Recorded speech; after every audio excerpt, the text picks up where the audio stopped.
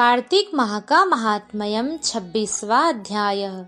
देवऋषि नारद आगे कथा करते हुए राजा पृथु से कहने लगे कि हे राजन, धर्मदत्त ने जाते हुए पार्षदों को रोककर कहा कि हे प्रभु, प्रायः सभी मनुष्य अपने कष्ट दूर करने वाले भगवान श्री हरि का यज्ञ, दान, व्रत, तीर्थ सेवन, तपस्याओं के द्वारा अनेक स्वरूप में आराधना करते हैं, परंतु उन समस्त साधनों में कोई एक ऐसा साधन बताइए जिससे कि भगवान विष्णु अति प्रसन्न हो और अपने सामीप्य प्राप्ति कराने वाला हो, अर्थात सहज ही हम उनके पास चले जाएं।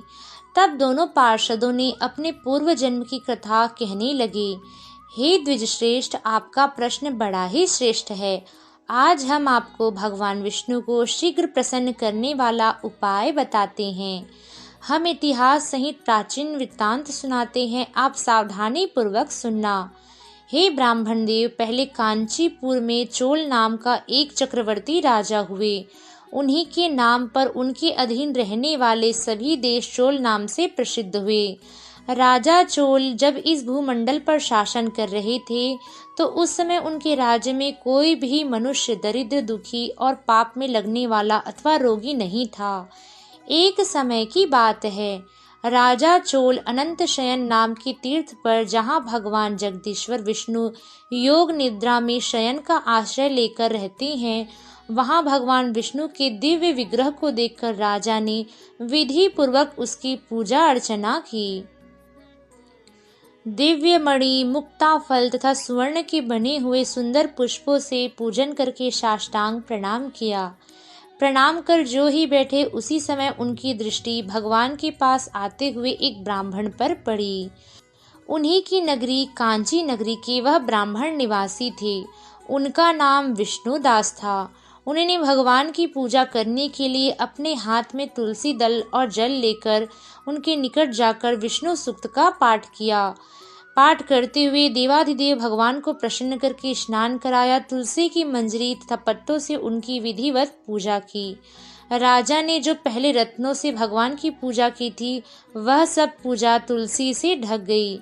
यह देखकर राजा कुपित हो गए और बोले, विष्णुदास, मैंने मणियों तथा स्वर्ण से भगवान की पूजा की थी, जिससे भगवान की शोभा और भी बढ़ गई थी।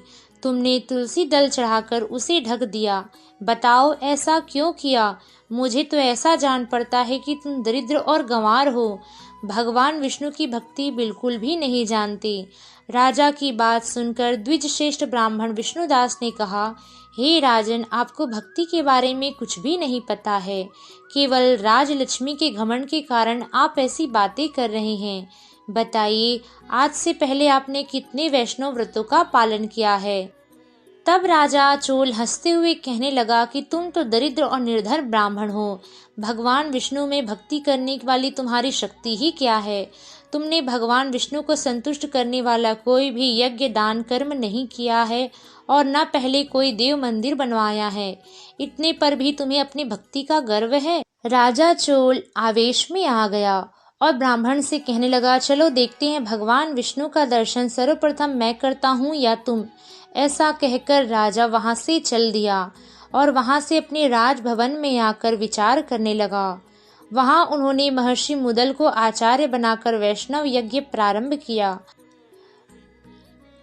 राजा अपने राजभवन में आ गया। वहां उन्होंने महर्षि मुदल को आचार्य बनाकर वैष्णव यज्ञ करना प्रारंभ किया। उधर सदैव भगवान विष्णु के भजन में तत्पर रहने वाले, शास्त्रोक्त नियम के द्वारा पूजन करने वाले विष्णुदास ब्राह्मण भी व्रत का पालन करने लगा।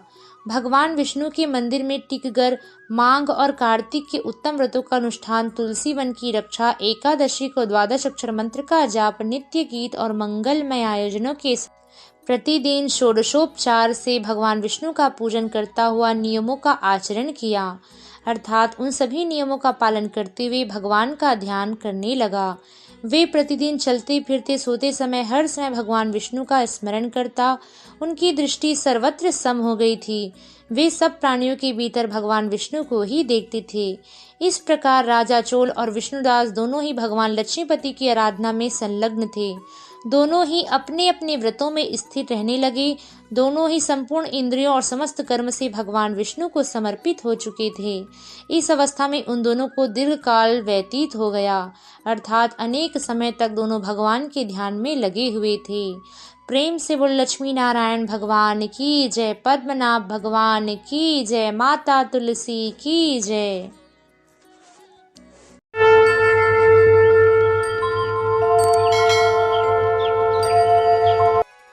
कार्तिक माह का महात्म्यम 27वां अध्याय। प्रेम से बोल लक्ष्मी नारायण भगवान की जय। देव ऋषि नारद आगे कथा कहते हुए बताते हैं कि पार्षदों ने कहा कि एक दिन की बात है, विष्णुदास ब्राह्मण ने नित्य कर्म करने के पश्चात भोजन तैयार किया, किंतु कोई उसे छुपकर चुरा ले गया। विष्णुदास ने देखा कि भोजन नहीं है, परंतु उसने दोबारा भोजन नहीं बनाया, क्योंकि ऐसा करने पर सायंकाल की पूजा के लिए उन्हें अवकाश नहीं मिलता। अतः प्रतिदिन के नियम का भंग हो जाने का भय था।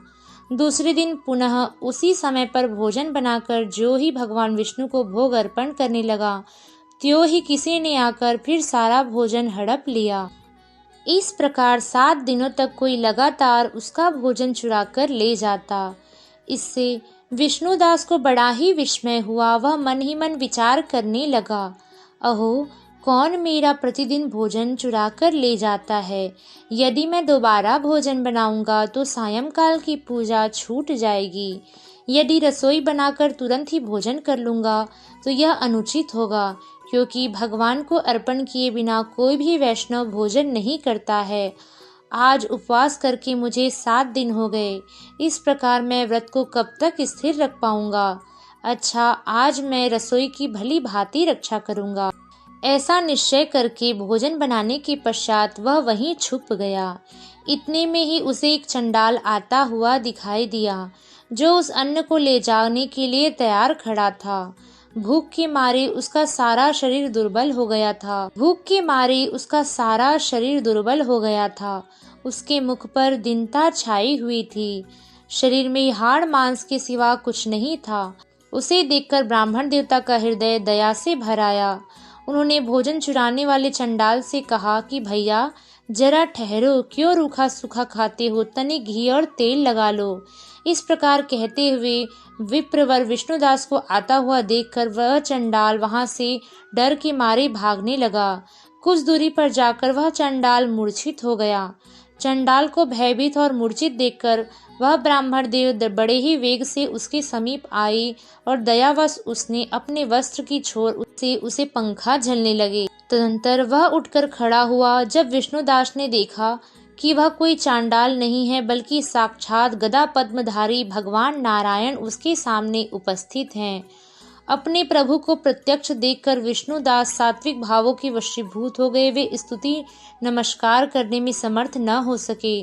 तब भगवान ने सात्विक व्रत का पालन करने वाले अपने भक्त विष्णुदास को अपनी छाती से लगा लिया।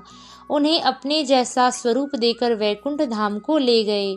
उस समय यज्ञ में दीक्षित हुए राजा चोल ने देखा कि विष्णुदास एक श्रेष्ठ विमान पर बैठकर भगवान विष्णु के समीप जा रहा है।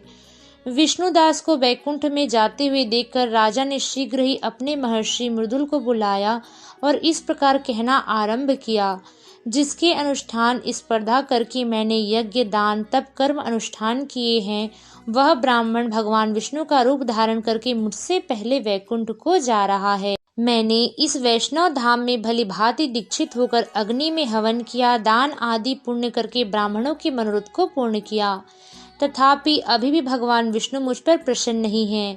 इस विष्णुदास को भगवान की भक्ति के कारण ही भगवान श्री हरि ने प्रत्यक्ष दर्शन दिए हैं।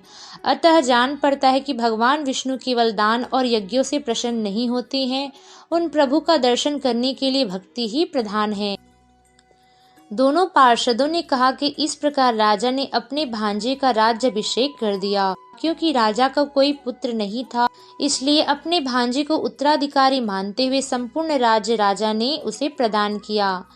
राजा यज्ञशाला में गए। यज्ञ कुंड के सामने खड़े होकर भगवान विष्णु को संबोधित करते हुए 3 बार उच्च स्वर में निम्नांकित वचन बोले। हे भगवान विष्णु, आप मुझे मन, वाणी और शरीर क्रिया करने वाली अविचल भक्ति प्रदान कीजिए। इस प्रकार कहते कहते वह अग्निकुंड में कूद गया। बस उसी क्षण भक्तवत्सल भगवान विष्णु अग्निकुंड में प्रकट हो गए। उन्होंने राजा को अपनी छाती से लगाकर एक श्रेष्ठ विमान में बैठाया और अपने साथ वैकुंठ धाम की ओर ले गए। देवऋषि नारद कहने लगे कि हे राजन, जो विष्णुदास थे वे पुण्यशील नाम के प्रसिद्ध भगवान के पार्षद हुए और जो राजा चोल थे उनका नाम सुशील हुआ।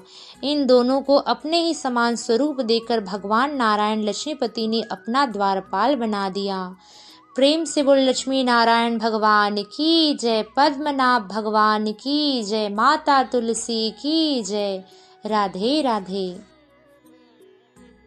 कार्तिक माह का महात्म्यम 28वां अध्याय। देवऋषि नारद ने आगे की कथा राजा पृथ्वी को सुनाते हुए कहा कि धर्मदत्त ने आगे उन पार्षदों से पूछा कि हे प्रभु, कृपा करके बताइए, मैंने सुना है कि भगवान के द्वारपालों में जय और विजय भी हैं।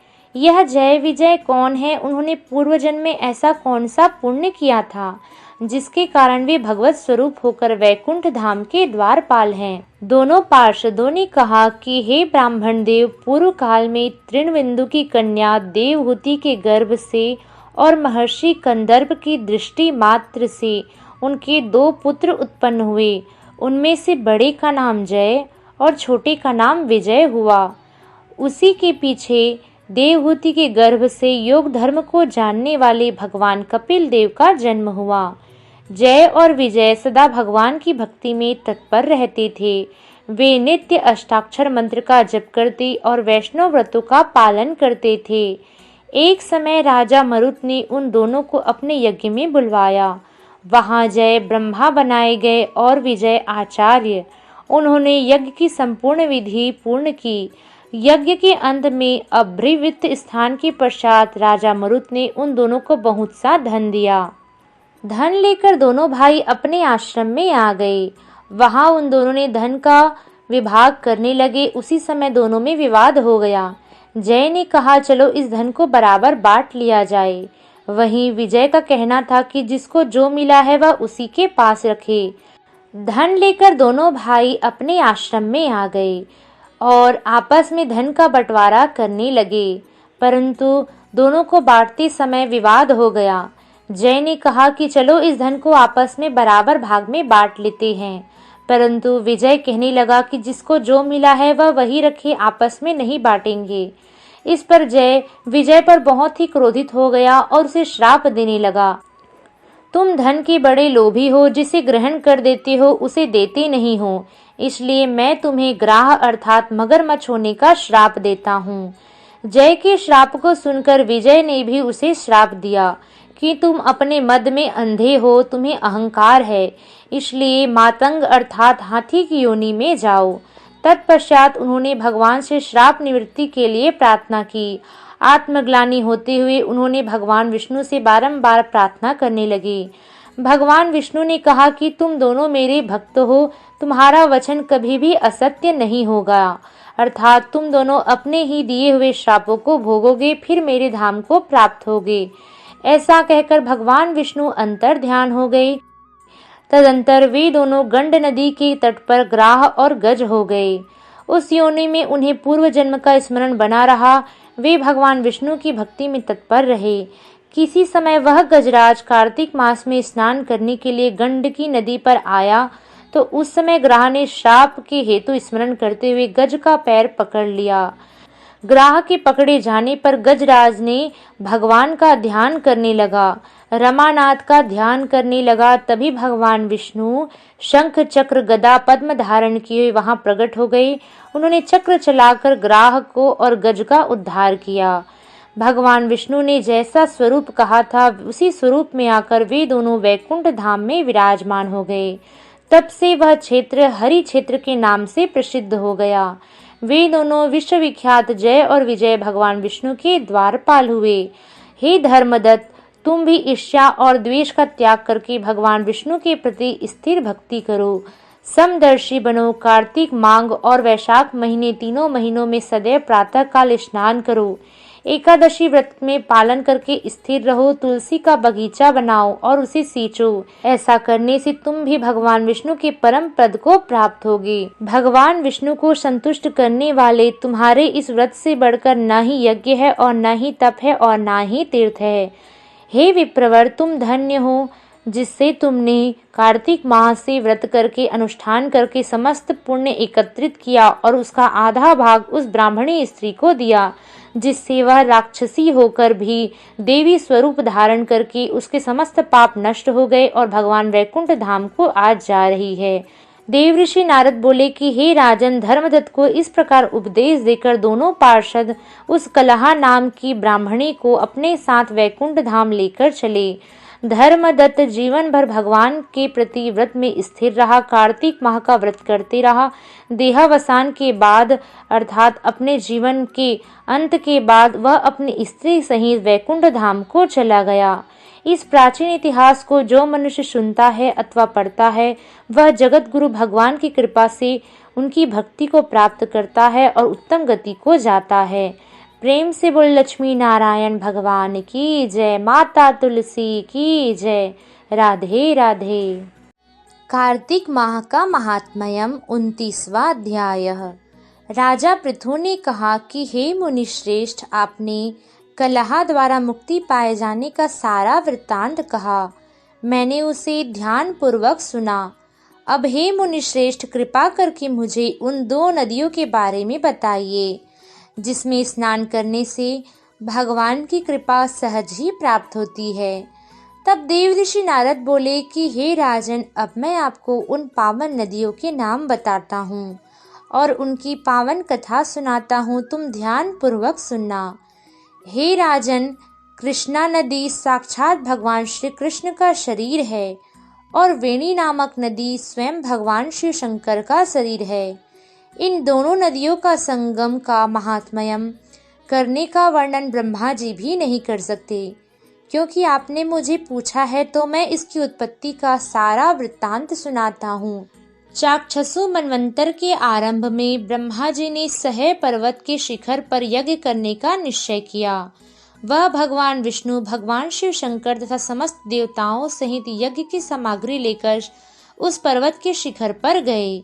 महर्षि भृगु आदि ऋषियों ने ब्रह्म मुहूर्त में उन्हें दीक्षा देने का विचार किया। तत्पश्चात भगवान विष्णु ने ब्रह्मा जी की भार्या त्वरा को बुलाया। वह बड़ी ही धीमी गति से आ रही थी।